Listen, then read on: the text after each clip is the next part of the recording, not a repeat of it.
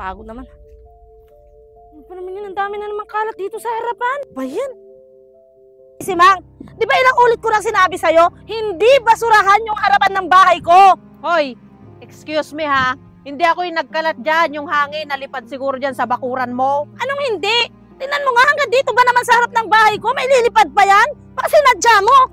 Ang hirap-hirap mong maging kapitbahay. Oh, yung kalat mo ilagay mo dyan sa harapan mo. Ay, dyan yan. Ba't dito mo nilalagay sa bakuran ko? Nilipad nga lang dyan yan. Ay, ang hirap mong kausap. Ang hirap mo din maging kapitbahay.